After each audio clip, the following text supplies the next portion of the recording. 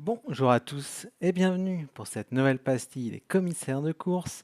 Aujourd'hui, on va reprendre nos bonnes petites habitudes des deux dernières saisons. On est mardi et qui dit mardi dit forcément classement UCI. Alors, on ne l'avait pas encore fait cette année avec les gars, mais là je me dis que ça fait quasiment un mois que la saison a repris, donc c'est le bon moment, justement, comme je l'évoquais un petit peu en introduction, de reprendre nos bonnes habitudes, c'est-à-dire de se focaliser sur le classement cumulé 2023. 2025, donc ce fameux classement sur 3 ans qui permettra à la fin de la saison de déterminer qui sera en World Tour et qui ira ou restera tout simplement en seconde division, c'est-à-dire en division Pro Team. Alors pour planter un petit peu le décor, je vous ai fait le classement cumulé via un petit tableur Excel, fait vraiment à l'arrache, mais voilà, vous en avez l'habitude, la forme c'est pas vraiment ce qu'on privilégie sur Vélo Club, on s'en fout un petit peu. Le principal, c'est de donner l'information. Le reste, ça reste secondaire. Il y a des gens qui font très bien ce genre de choses. Nous, on s'en occupe pas trop. Bref, donc comme je le disais, un petit tableau récapitulatif donc des équipes qui sont concernées par le maintien. J'ai pas mis Total Energy, je pense que ça sert plus à grand chose. J'ai pas mis une OX, je pense que c'est pas non plus forcément pertinent. On peut penser à Intermarché. Je pense pas non plus que pour l'instant ça ait du sens de les rajouter. Ce sera peut-être le cas si vraiment il s'écoule complètement dans un mois, 2 mois ou 3 mois.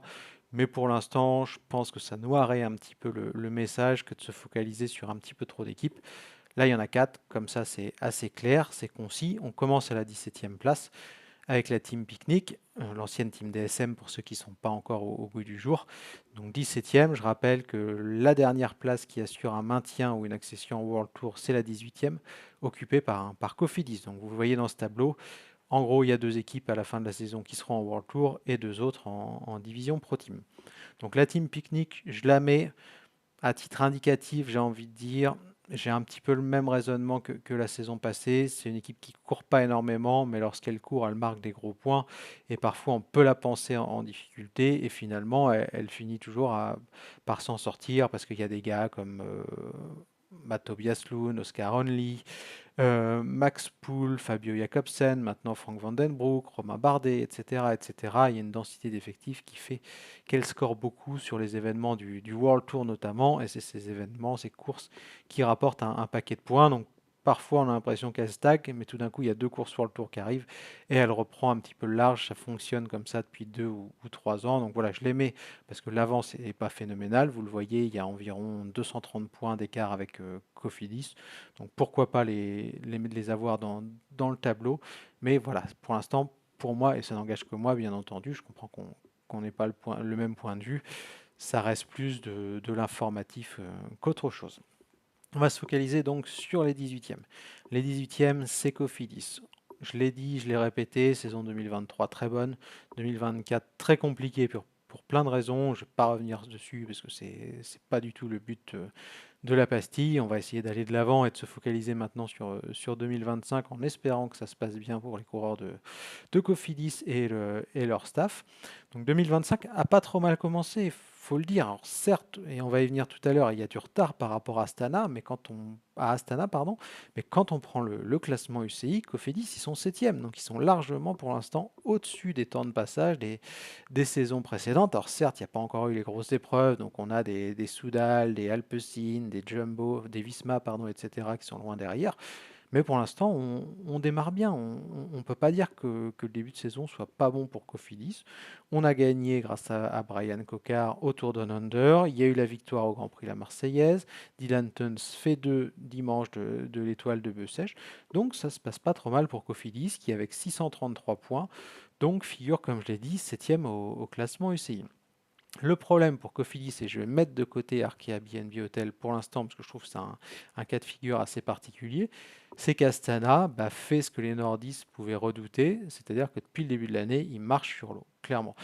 2 saisons vraiment pourries, catastrophiques de la part d'Astana, vous le voyez sur mon tableau, 7000 points en 2023, 6500 en 2024. Quand vous comparez avec les temps de passage des autres structures concernées par le maintien, c'était vraiment assez ridicule.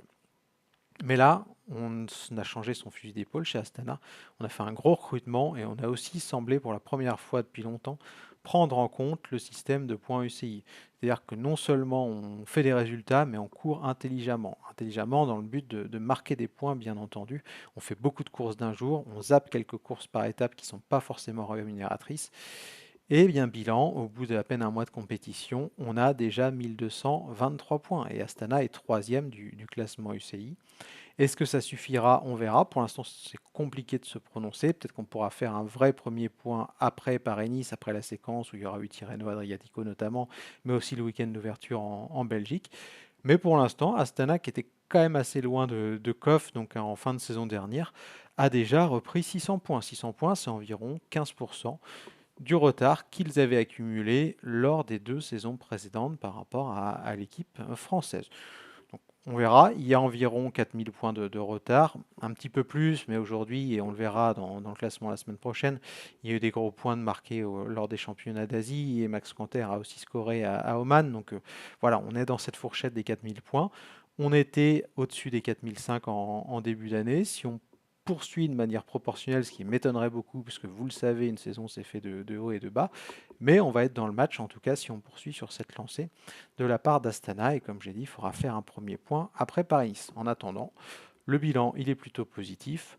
Le gros souci pour Astana, ça aurait été de foirer complètement sa première séquence entre guillemets du mois de janvier et de prendre un gros coup derrière la tête, de se dire que de toute façon, si on avait pris en sens inverse, hein, si on avait reperdu 300, 400, 500 points sur Cofidis, c'était terminé. Et psychologiquement, je pense que voilà, on aurait complètement lâché l'affaire parce qu'il n'y avait plus d'enjeu. Là, on va se retrouver chez les Kazakhs avec un moral gonflé à bloc parce que forcément, ça marche. Il y a des résultats, il y a des points. Et on peut se prendre à rêver pour Astana. Et de toute façon, même si on ne se maintenait pas en World Tour du côté de chez Vinokourov, il y a aussi cet enjeu des 2 premières places en division Pro Team. L'Auto Destiny, l'Auto tout court d'ailleurs, et Israël Premier Tech ne seront plus concernés parce qu'elles vont monter en World Tour. Donc ils auront affaire à Arkea, à Tudor et à UnoX. Pour l'instant, ils sont devant toutes ces formations-là. Donc même si jamais on ne parvenait pas à reprendre Cofidis, je pense que l'objectif pour Astana, ça sera l'une de ces 2 premières places qui garantit un calendrier World Tour à la carte la saison prochaine. Bref, voilà un petit peu pour la lutte entre Cofidis et Astana. Je vous l'ai dit, j'ai laissé volontairement de côté Arkea BNB Hotel. Arkea BNB Hotel, la situation est très compliquée. On le sait, Emmanuel Hubert l'a dit, je vous l'avais aussi raconté il y a quelques semaines que les sponsors de toute façon ne prolongeront pas l'aventure pour diverses raisons selon mes informations. Là encore, je ne vais pas revenir là-dessus, ce n'est pas l'objet de la pastille. Emmanuel Hubert a dit qu'il libérerait ses coureurs en avril si jamais il n'y avait pas de partenaire qui était trouvé. Des échos que j'ai, là encore une fois, je ne vais pas trop approfondir parce que ce n'est pas le but de la pastille. Ça sent quand même pas très bon, voire pas bon du tout. Il y aurait peut-être une réunion de la dernière chance avec un potentiel sponsor. Encore une fois, c'est des infos qu'il faudra vérifier parce que c'est toujours compliqué d'y voir clair. Mais voilà, en tout cas, l'avenir il est assez sombre malheureusement pour Arkea BNB Hotel. J'ai entendu dire aussi que les principaux coureurs de l'effectif avaient déjà signé des pré-contrats ou avaient déjà des accords avec certaines très très grosses structures du World Tour. Là encore, on ne peut pas avoir d'officialisation, on en saura plus au 1er août. Il n'y a que 27 coureurs dans l'effectif, sans faire offense à qui que ce soit. Il y a des coureurs qui sont passés, qui n'ont pas forcément encore le niveau pour être en World Tour, mais voilà, quand on n'a pas trop de sous, il faut bien réussir à faire monter des mecs au minimum ou plus ou moins au minimum. Bref, on ne va pas lutter à armes égales cette année avec Cofidis et Astana. On a déjà du retard, vous le voyez, 2500 points de retard sur Cofidis. Il y a 3 coureurs de moins, un effectif moins qualitatif. Donc la messe est dite clairement pour Arkea et je pense même pas que ce soit la priorité de toute façon de se maintenir en World Tour. J'imagine que pour Emmanuel Hubert, la priorité c'est d'essayer de sauver sa peau, de sauver la peau de l'équipe parce que je le rappelle, derrière une équipe, il y a aussi des employés avec qui il y a forcément lié des liens nouer des liens pardon, au fur et à mesure des années. Il y a des familles derrière tous ceux qui travaillent chez Arkea. Et voilà, si déjà on arrivait à sauver un projet Pro Team, ça serait un immense ouf de soulagement, je pense, pour tous ceux qui sont concernés. Et c'est tout le mal qu'on peut leur souhaiter. Donc, je pense que j'ai fait le tour à peu près. Pour récapituler, pardon, désolé, je bafouille un petit peu tout ce que j'ai dit. 4 équipes maximum pour moi à l'instant T concernées potentiellement par la descente ou le maintien en World Tour. la Team Picnic avec un caractère plus informatif qu'autre chose, Cofidis qui a quand même une grosse marge par rapport à Astana, mais attention parce que ça revient fort, et Arkea, donc qui a un cas un petit peu particulier. J'espère que cette pastille vous a plu. Je vous souhaite une très belle journée et on se dit à très vite. Ciao!